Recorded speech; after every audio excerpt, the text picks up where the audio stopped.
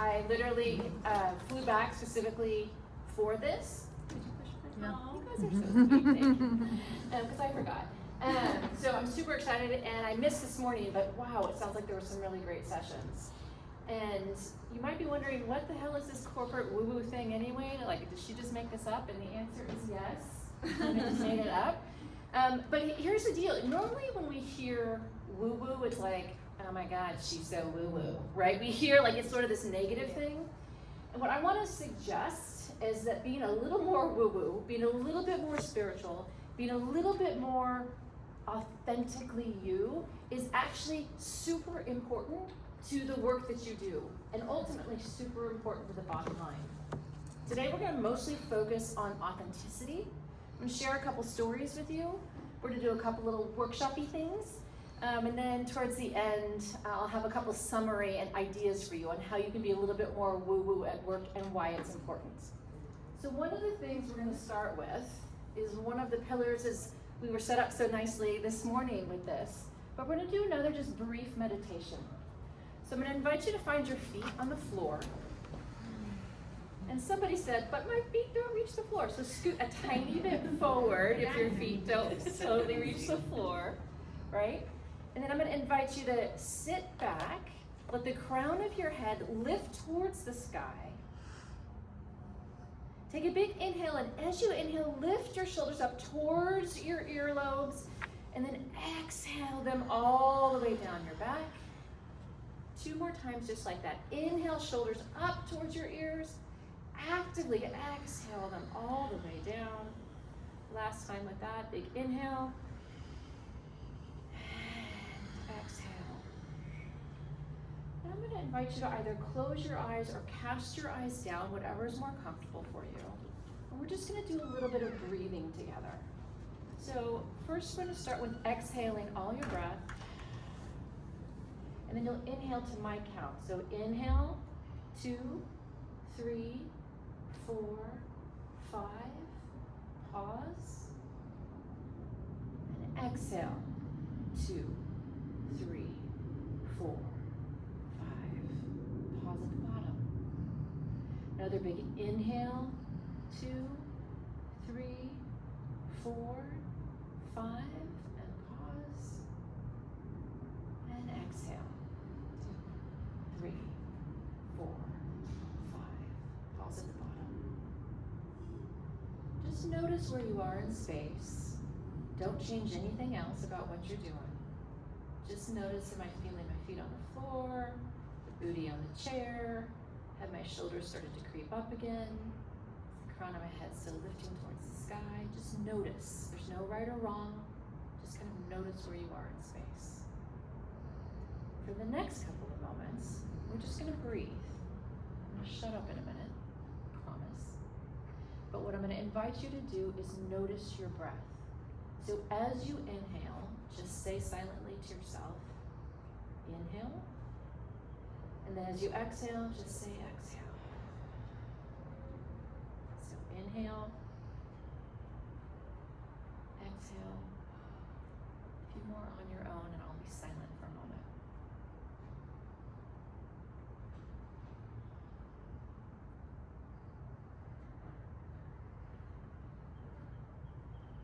Without changing anything, notice if you've had a thought come in, like, is she kidding me with this?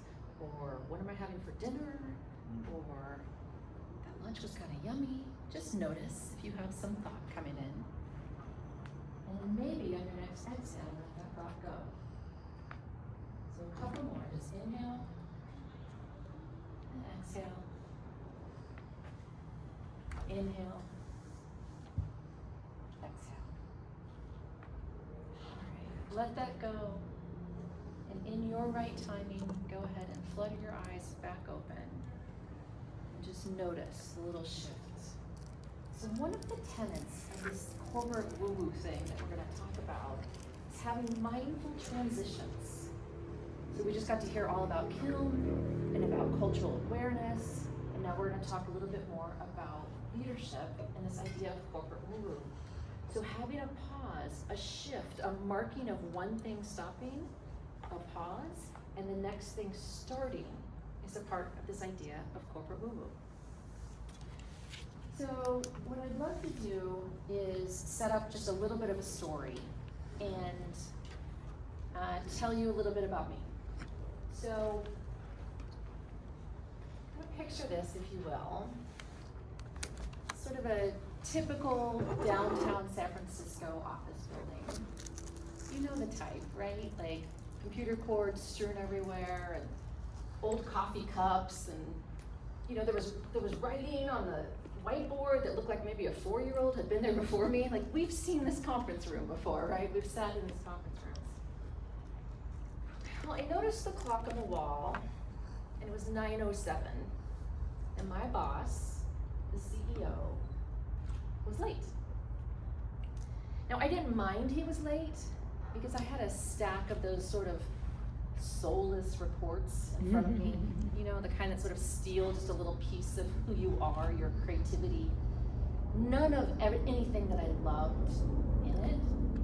He asked for it every Monday morning, 9 a.m. without fail.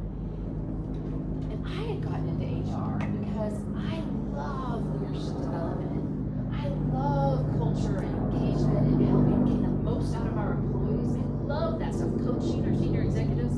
Tell them they're full of shit when they need to be told that. I'm really good at that. But that wasn't any of this. This was like data and analytics, and I'm sure it's important to somebody, but it wasn't important to me. So he was late and I didn't care. So I let my mind wander a little bit. And I thought about how I had gotten to that exact point. And the fact is, when I had been offered that job, it's a pretty fancy title, pretty fancy company name you'd probably recognize. You know, I had a good friend, and she said to me, "Are you sure this is the right thing for you?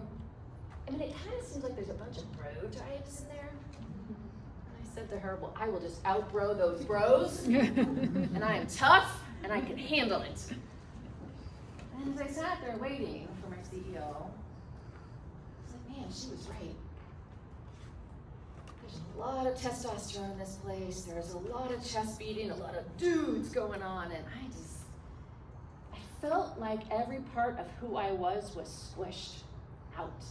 You know, at lunch we were kind of talking about the kind of work we had been doing in our careers, and I just shared with you the whole reason I got into HR is I love leadership development. I love bringing out the best in people.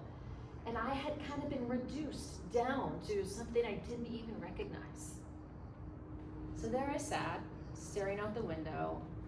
You could hear the foghorn, letting the fairies kind of be guided in.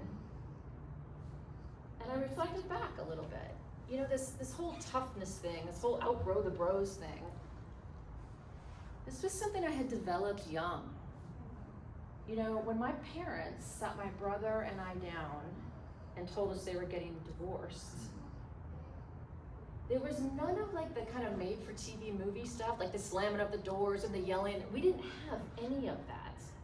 And so I was shocked and sad, but I didn't know what to do with any of those emotions. You know, I was Gen X. We were like the original latchkey kids, so I had a PhD at kind of faking it and toughing it out, right? And so I just sort of said, okay, well, can I go play with Becky, you know, my little next door neighbor? And I not one single tear shed, even though inside I was like, what do I do with all of these emotions? And then when my own divorce started falling apart years later, I kept even really good friends at very far arm's length distance. They didn't know about the affairs that he had or the lawyers I had conferred with or the money hiding or any of all that stuff, because I was very busy trying to have it all together. You know, in a 6-week period, I sold our home in Raleigh, North Carolina. I moved across the country to San Francisco, back to where I was from. I bought a new house in the city. My divorce finalized. And I got the job that brought me to that very conference room at that very moment. You know, any one of those things is on those lists of major life-changing things that are really, really hard to deal with, and I tried to do them all at once.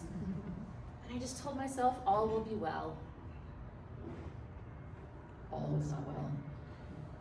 Seemingly out of nowhere, he appeared at the door, my boss, kind of like an apparition, because I had to be sort of snapped out of my recollections. And he had that whole like cheesy Midwest, hey, how you doing thing going on, and I was like, okay, here we go. Took a big deep breath, ready to run through those stupid reports, and he, to his credit, gently stopped me. So I kind of looked at him, and I was fired. Everything that I had thought that I was all about, everything that I had defined myself by, the title, the money, all the things, the downtown San Francisco fancy, all of that went away in a heartbeat. All of a sudden, I was outside looking in. You know, while I can remember the exact time on the clock on the wall, 9:07, I actually don't know what he said to me. Somehow I got myself home. And I literally, not even kidding, pulled the covers over my head, and I'm like, what the fuck? Like seriously, I had defined myself by this job. I was so utterly and completely devastated. But you know what's great about being devastated?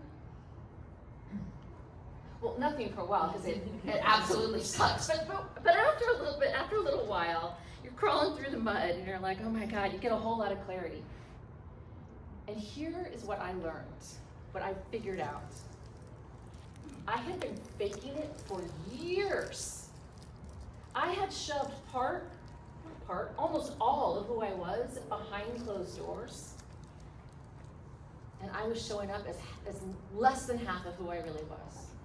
All of my greatness, all of my weirdness, all of the creativity, all of those things, they like got pushed away, because it's as if somebody had issued a here's how you do career, or here's how you do leadership manual.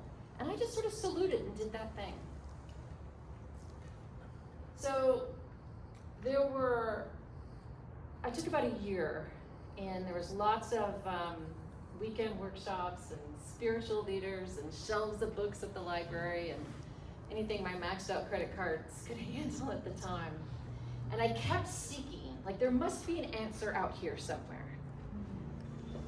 But the fact is none of that mattered. The only thing that mattered was me. I was the answer. Not the old playbook, all this faking it bullshit, that breaking point that came. None of this mattered, because all it ended up doing is bringing me to rock bottom. What I found out, what I figured out when I was working so hard to be somebody else's definition of what success looks like, is that faking it is bullshit. Truly the only path to your success is you being you. Now, there is a lot of controversy right now about you being you, and can I really be me, and all of that. And I gotta tell you, it's the only way. It absolutely is. You know, I don't know, something like 20 years ago, there was a study measuring imposter syndrome of executives. And about 30% of all executives, a little bit higher for women, but blended, about 30% of executives experience imposter syndrome on a regular basis. It was about 20 years ago. They just redid the study in January, and that number is now 71%.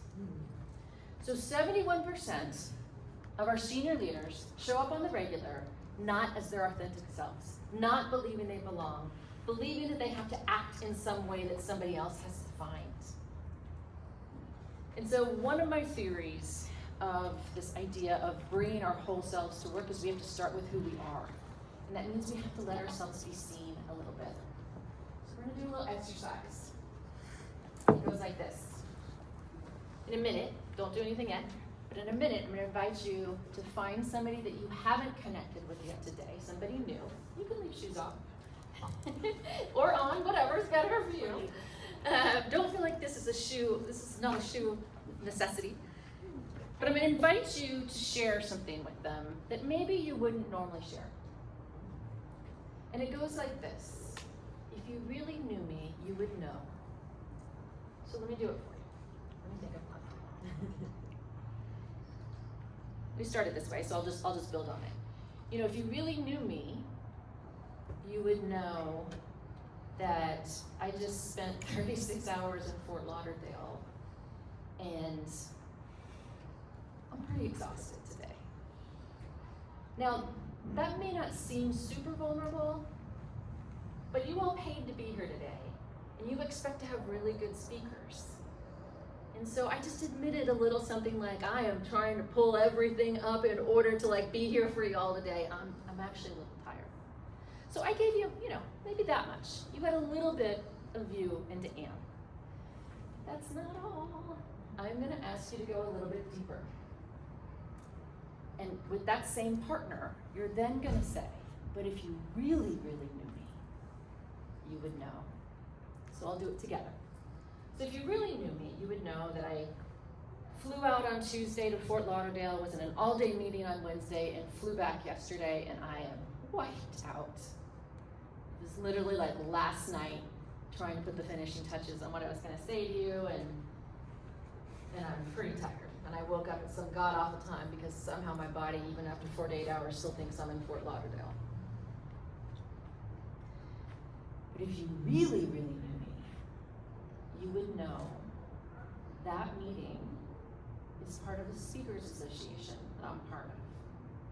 And there are speakers in that room that literally make $50,000 a speech and speak to rooms of 100,000 people. And I gotta tell you, if you really, really knew me,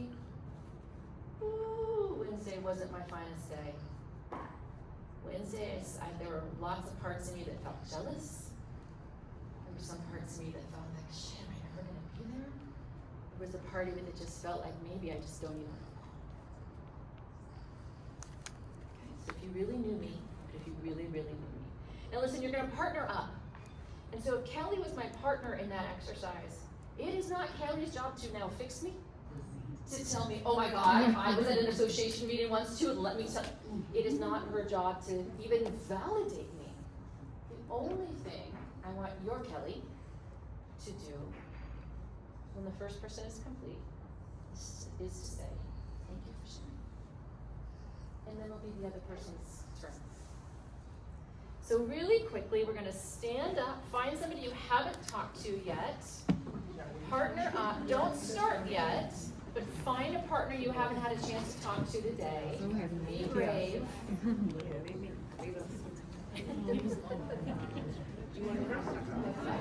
And just wait 1 second. I'll let you know when to start. If you don't have a partner yet, raise your hand. Right over here. There's a partner right here.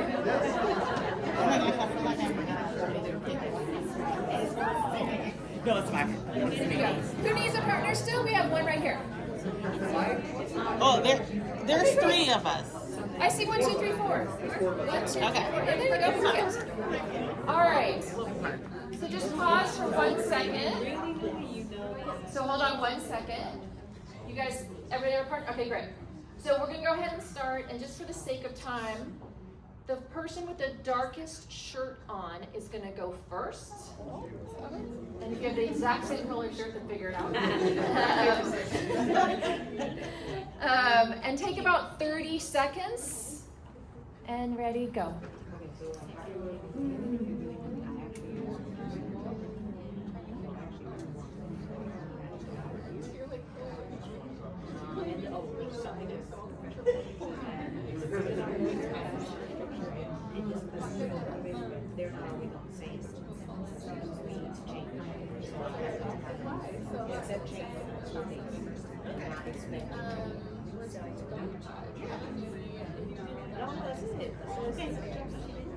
So it should still be on the first person. We have about another 8 seconds.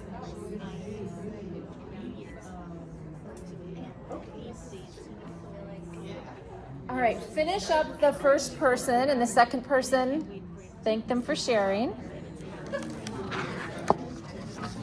All right, before we switch to the second person, everybody, no matter if you're sitting or standing, same thing like we started, feel your feet on the ground. Just notice, feel your feet on the ground. Maybe just a couple of those shoulder rolls. Inhale, exhale down. One more, inhale, exhale, back down. All right, shifting to the second person and ready, go.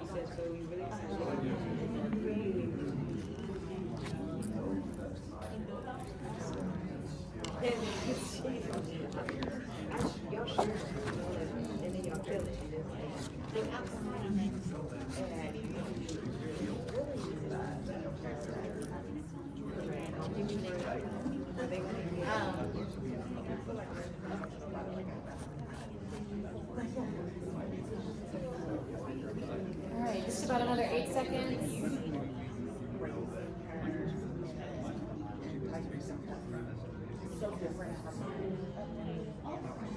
If you're right in the middle, go ahead and finish up your conversation. All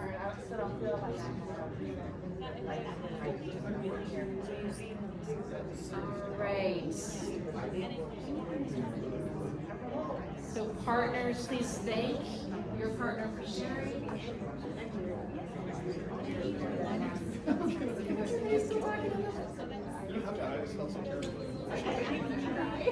All right, let's come back to the table. Come on back. You guys need another second? All right, let's come back to the table. Love it, the hugs.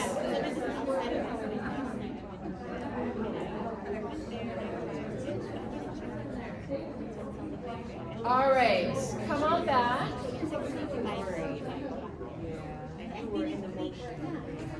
And I'd love to hear just from a couple of you. What was that like? What was that experience like? Let's start with, what was the experience like to share something really kind of personal? Yeah. I'd say that it actually brought some tears to me, that like it went fast and we were vulnerable like that. Yeah, but it felt good to be authentic. Love it. You know, I do it, not this exact same exercise, but I do something similar often with senior executives. We sit in a circle, which, by the way, I hate. Take away the tables and all the things with height, all of this. And I have them share something kind of vulnerable. And, you know, usually the first couple of people that speak are like, oh, well, you know, it's a tough day at work or whatever. And then somebody will share something a little more open, a little more tender, a little bit more vulnerable. And I'll stop the group and I'll say, you know, we all have this fear of sharing a little too much, right? Like, I'm just gonna put that mask on, keep my armor up, protect myself a little bit. But every single time where the first person is willing to go a little bit further, a little bit deeper, stop the circle and say, do you now feel closer or further from the person who's just speaking? And I'm telling, I mean, it's a slam dunk, right? 100% of the time, they're like, so much closer. And yet, we all have this fear like, oh my God, I can't let myself be seen in that way, right? So thank you for sharing, I really appreciate it. Anybody else, how was that to share something a little bit tender with maybe a stranger, somebody you didn't know before you came? I think the cool part about it is that you come, like you say, you're tired, but it's not expressed through the way that you're talking about. And vice versa, the person that expressed what they were going through, it wouldn't seem as if they were going through that on the outside. So it's nice to take a step back and kind of see their tool inventory and like not jump in to fix it, but know that what it looks like on the outside is not what you see on the inside. Yes. I'm going to get this quote wrong. Somebody probably will have it better than me. But there's a quote that goes something like, be kind to everyone you meet because you don't know what their struggles are. We call that Sonder. Sonder? Sonder means that everyone is going through their own situations. Ooh, I love that. We're all going through something at this very moment. Exactly. And there's upcoming stuff, but that doesn't mean that we can't see, we can't acknowledge that. We don't have to do anything. That's right. Acknowledge that that person is probably going through something. That's exactly right. And we don't know because we're all really good at faking it. We do a really good job. Like, I got my shit. I'm not that tired. I can do this. I got this.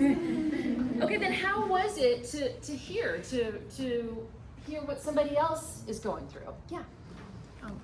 I just have one word. I was gonna say real. Yes. Real. Yeah. Super real, right? And how often are we really real at work? very often, right? What would it be like if we were a little bit more real? Awesome. Right? So here's the deal. No matter what, if you're internal or external, you if you work from home or you work in an office or you work at Lovely Kiln, it doesn't matter. You have an opportunity on a regular basis, no matter who you are dealing with, to be a little bit more real. Let yourself be seen. Now, Brene Brown she says it much funnier than I'll be able to say it. She's like, this isn't a vomit on your shoes moment, right? This isn't like all my stuff and now you're my therapist and I'm just gonna please help you with all. That's not what I'm talking about. And in fact, in a moment, we're gonna do another exercise where I'm gonna suggest authenticity is also maybe some things we're not even aware of yet. You know, the root of the word authenticity is actually, I'm not gonna get it 100% right because that tired thing, but it's something like writing your story. I'm not getting it exactly right, but it's not like, here I am in my orange shirt and all my exhaustedness. It is moving towards things. It is understanding yourself. It is not necessarily where I was yesterday is where I'm gonna be tomorrow. That's not authenticity. It's also not the Cheeto eating, weed smoking, hanging on the couch with the fellas person either, right? Like there's a way that we act at work and there's a way that we show up which can still be true to us. And just that little moment of sharing, just a little moment of being able to be a little bit more vulnerable and step out on the ledge can make huge differences at work. But here's the deal, is we kind of need to know ourselves a little bit. We have to be willing to do a little bit of self-investigation. We have to not just accept that who I am today is 100%, this is it, take it or leave it, right? Like how boring. What we want to do is stretch and learn and grow. And so one of the things I want to suggest is that part of your expression of authenticity is finding the things in this world that are uniquely you. So there's this great book called StrengthsFinder. Seems like a lot of people in the room have seen it or used it. If you haven't, I really recommend it. It's like $25 or something, and it comes with an assessment. And it suggests to you the skills that you already have or you may have some innate abilities to have. And it's cool, and it's a starting point. Of course, there's 34 skills, and they only show you the top 5 for the $25 or whatever it is, but whatever.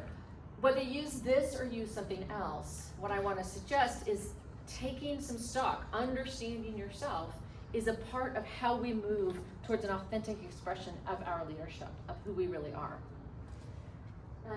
So what we're going to switch to now, even without the StrengthsFinder book, is I'm going to invite you into looking at what some of your particular strengths might be. And so I don't want you to limit yourself to just stuff at work.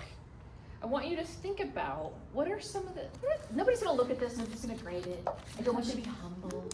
I want you to take 30 seconds, 40 seconds if I can squeeze it out, and just write down a bunch of stuff you're good at. Now you notice on here, I have like reading a room. Like I'm decent at that. I can sort of come into a room and be like, oh, there's some funky energy going on in here, right? Like, so how does that relate to work? Maybe it does, maybe it doesn't, but I know I'm solid at it. You know, my friend is really good at loading the dishwasher. And her job is recruiter. Her job is not a dishwasher. But why that might be important and how I really honor her as a recruiter is the way it shows up is she's very precise. She's very specific in the way that she does things. She is not going to send me any potential new hires that are anything other than excellent. She has a high standard. And so take about 30 seconds, either on your notes app or on a piece of paper or whatever, and just write down a bunch of your skills. What are you good at? No humility. All right, go for it. I might have to take your title. You said strength finders? Yeah. Ooh, I would have never known what WooWoo means. Yeah, and you know what, WooWoo is one of them in StrengthsFinder, but in StrengthsFinder means winning others over. But she'll tell me, Sarah, she'll say you have woo. I'm like, what? What I got? And it's to win, just to be able to win others over, Yeah. but that also means that you have different other skill sets too, right? Communication, Exactly. empathy. So Yeah. it's nice to. Have you done the StrengthsFinder? Oh, I've done it twice. The first time I did it, I felt like I was under pressure to answer the questions for a job. So I didn't. But the next time I was like, no, I'm not gonna answer those based on the job. I'm gonna answer them based on how I feel. And I felt like it didn't change a whole bunch. Yeah. But it changed. But it felt more. Yeah, like authentic. Yeah.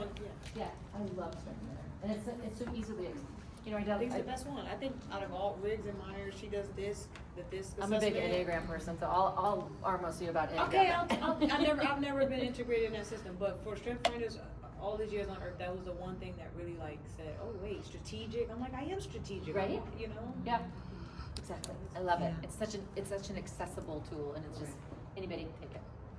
How we doing on skills? All right. So there's a second part to this that we're gonna do. I know my, Okay, good. I know my 37. Well, you have to my share somebody 34, later, too, so. my 34. You know all 34. That's amazing. Okay.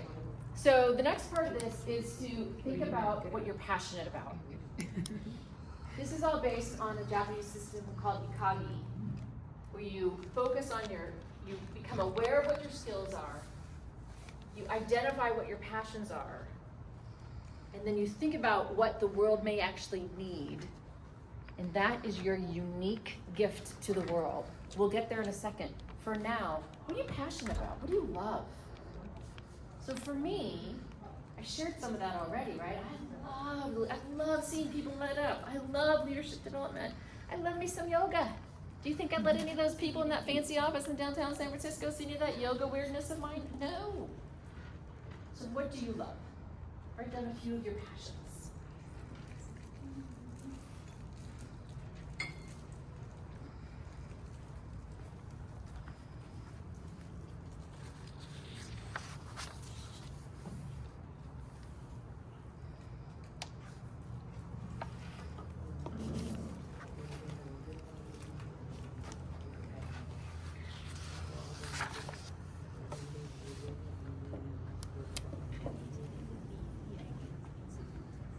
Okay.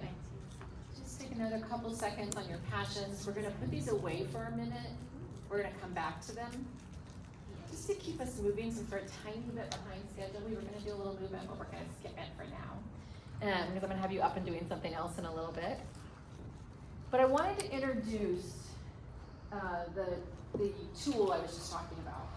So the intersection of your skills, your passion, and what the world needs.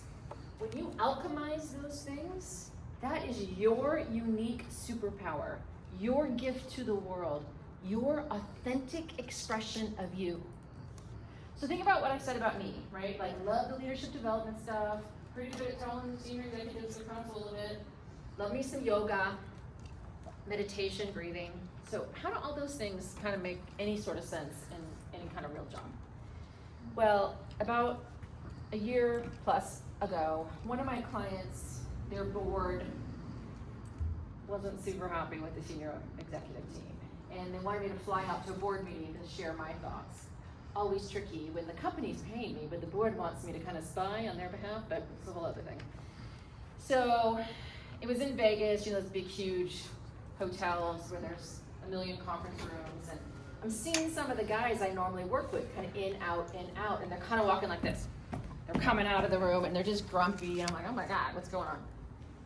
So I get into the room and the energy is just funky. Like I told you, I can kind of read a room, right?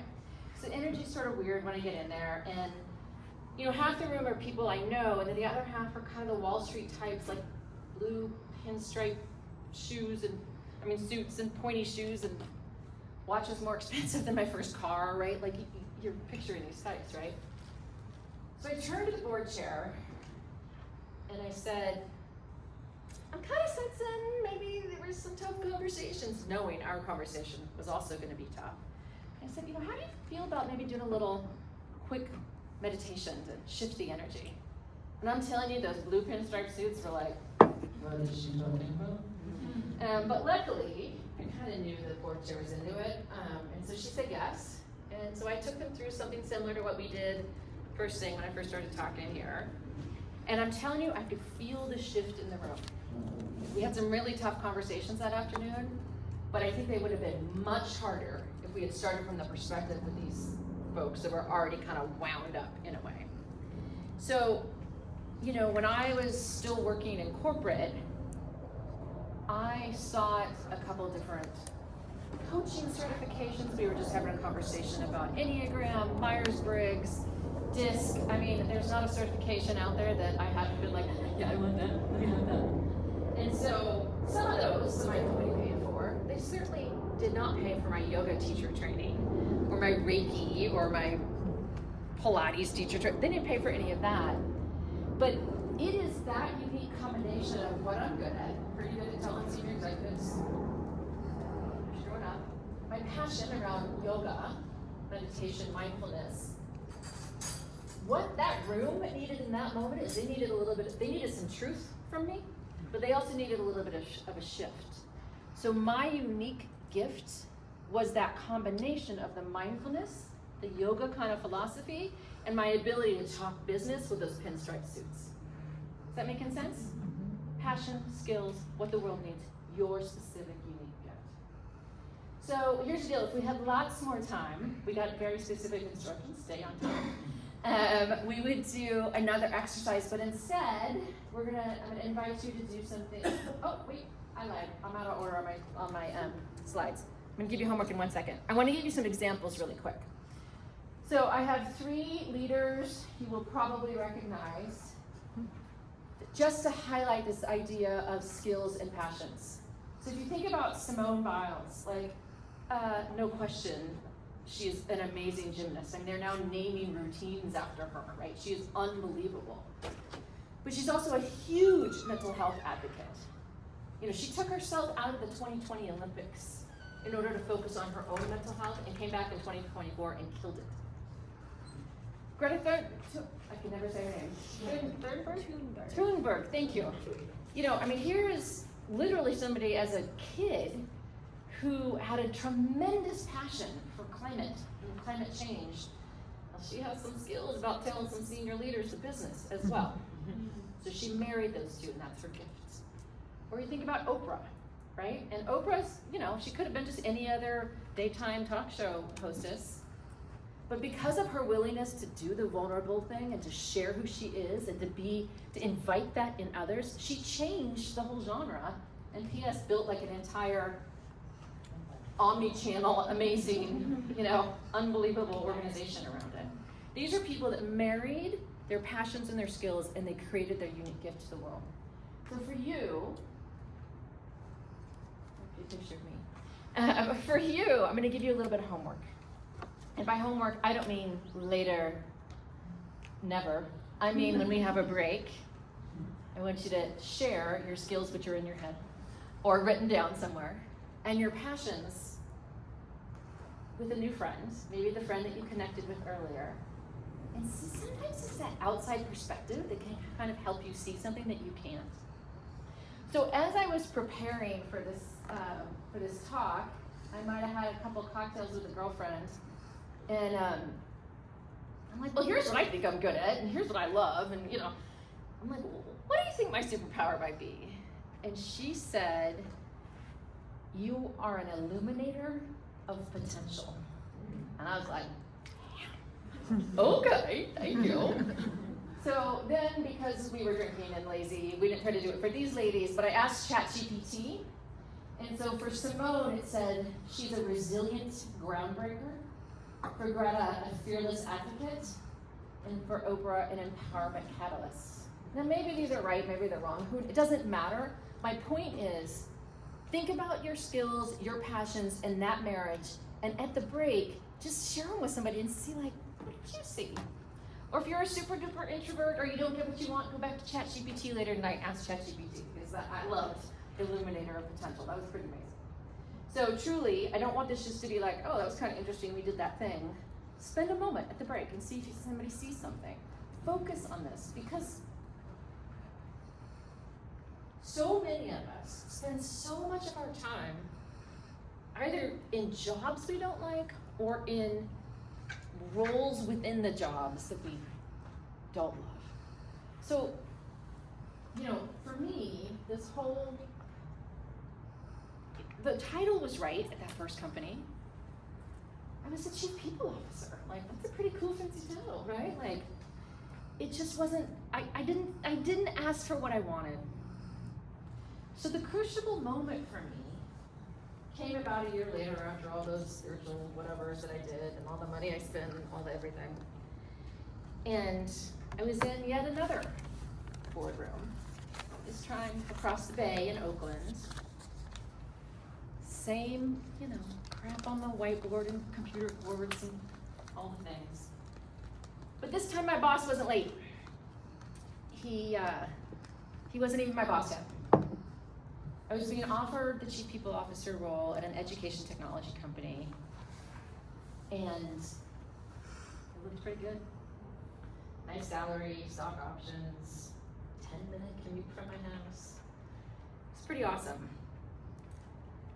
But because I had done some of this work, I took a deep breath, and I said to Chris, this is really generous, and it looks amazing, but I need a little bit more. He's like, oh, a negotiator. Like, he thinks we're gonna, like, I'm talking dollars, and that is not what it was about. I said, I've been looking under the hood at your company, and you've got a good company. You're doing some really great stuff. But I think we could be awesome. I was like, okay. So I didn't have the language of corporate WooWoo back then, especially since I just made it up. But what I did say is, I need you to give me some free rein to change the culture here. And these were some of the tenets of what I asked for, and they're the tenets of what I'm now calling corporate WooWoo. And we've already done quite a few of these. Right? We're going to be a little bit more mindful in the way that we show up. We're going to be a little bit more mindful in the way that we show up. The intentional transitions, we've done that a couple of times already today. I said this morning, I'm grateful for the opportunity to be in a state of gratitude, because we move fast in this world. And man, do they notice when we screw something up, don't they? But if we can build organizations that are more focused on gratitude, and P.S., not just gratitude for like, hey, you did that project really well, but I so appreciate the way you showed up with that client. That really changed everything for us. So gratitude is a cornerstone. We did a lot of work around emotional intelligence and energy management, like knowing where our limits are. Are you a get out of bed and just hit the ground running kind of person? Then don't let your damn phone be the first thing you pick up in the morning. Don't let that be your life. Are you better later at night? I am not. But if you are better later at night or later in the afternoon, then cool. Build your morning in the way that supports that creativity in the afternoon. And we've already spent a lot of time talking about authenticity. So I ended up taking that job. And in 4 years, we grew 40%. We improved our engagement by about 12 points. And we sold for a really large multiple, which then allowed me to step out and do this kind of work. Yeah. So, one of my favorite artists is a guy named Billy Porter. He's at Broadway, mostly Broadway, but he's also done a couple movies, and you've probably seen him on the red carpet, usually in a fabulous dress. He's pretty awesome. And he says that being yourself is a revolutionary act. And what I want to suggest is that we start a WooWoo revolution. We started at work. Yes! All right. I want to thank you all so much for letting me share some time with you today. Please feel free to connect with me on LinkedIn or reach out to me directly. This is such an amazing thing that you've put together today, Kelly, and I'm just so impressed with your lineup and everybody that's here. So thank you guys so much. Wait, we don't. Oh, no.